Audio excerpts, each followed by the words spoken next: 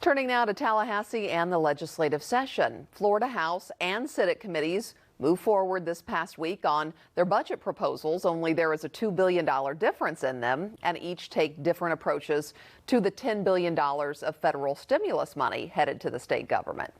The House's $97 billion proposal includes using the federal money for building maintenance, upgrading the state's unemployment system, and creating a new emergency reserve in the governor's office. The Senate has a $95 billion package, and it does not factor in the influx of stimulus money. Lawmakers are expected to see an increase in available cash this week when state economists revise general revenue estimates. Part of the budget negotiations for lawmakers is finding out how to afford the priorities and the requests from the governor, like bonuses for teachers. The governor wants to see lawmakers also pass the anti-riot bill and measures forbidding vaccine passports. At this halfway point in the session, I spoke earlier this week with Florida's House Speaker on where things stand right now.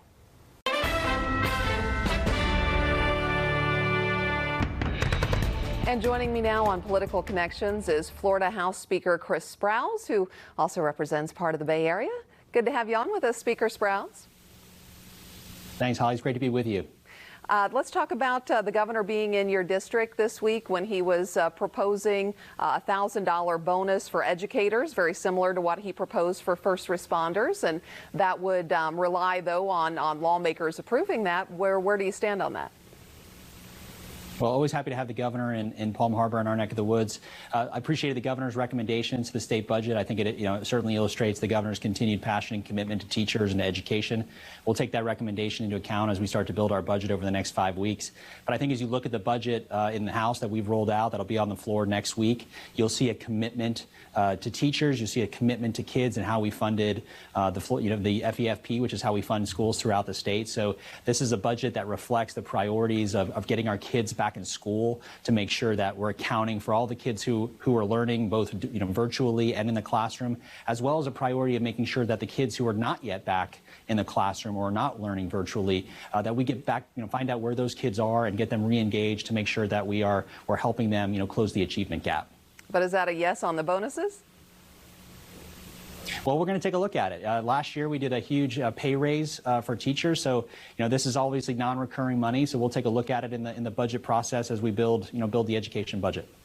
The House did pass the so-called anti-riot bill that is a priority of the governor's, but it seems to be maybe tied up in the Senate right now. I don't even think it's had a committee hearing yet. The criminal justice chair of that committee is a Democrat. Do you see this stalling out in the Senate? Well, I'll leave that question for the Senate. What I would tell you is that this is a priority for myself, for Governor DeSantis. Senate President Simpson joined us this summer when we announced it. But I want to mention one thing about it, Holly, because I think there's been a lot of reporting about this bill, and I've heard things like it criminalizes the right to protest, it criminalizes free speech, and nothing could be further from the truth. When people look at this bill, they're going to see that all this does is criminalize criminal conduct to make sure that people who are injuring police officers or throwing a brick through a window, who are burning down sports apparel stores like they did in Tampa this summer, people who are engaged in criminal conduct and bullying, who are surrounding cars like we saw in St. Petersburg months ago. It is that kind of conduct that we're trying to make sure that people realize that they can't fly in from Portland or from Seattle and engage in your kind of professional agitation, engage in rioting and destruction of property. That's not something that we're willing to tolerate here in Florida.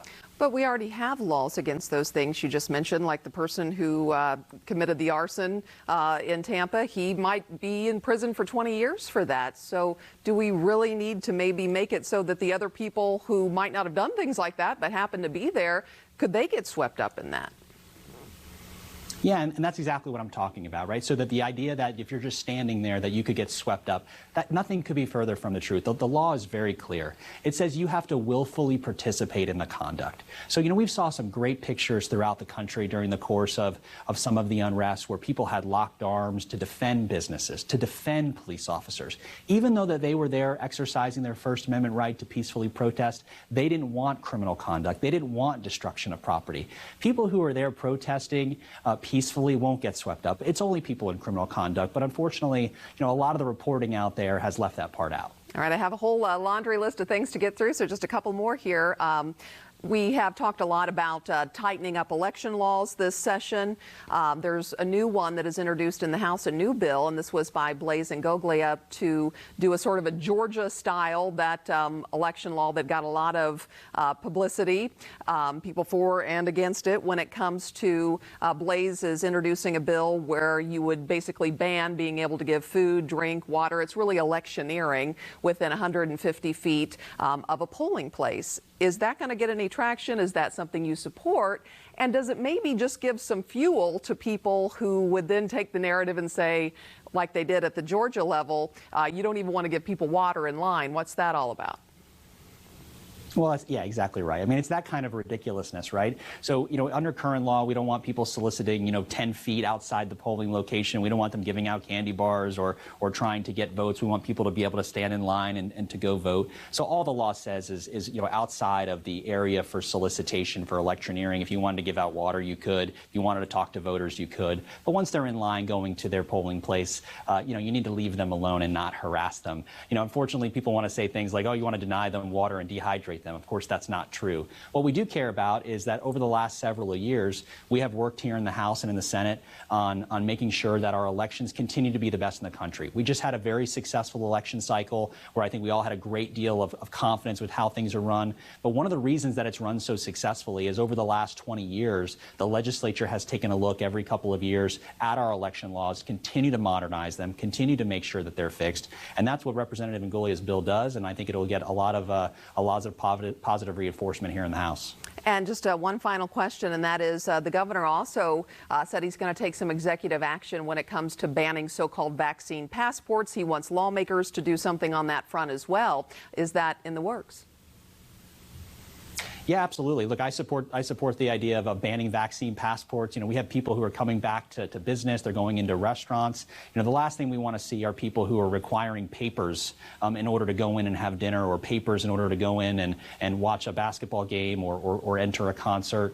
We want people to be safely. We want every Floridian who wants a vaccine to be able to get it. But we don't want to go to this next step where you're prohibiting people from having the freedom to engage safely.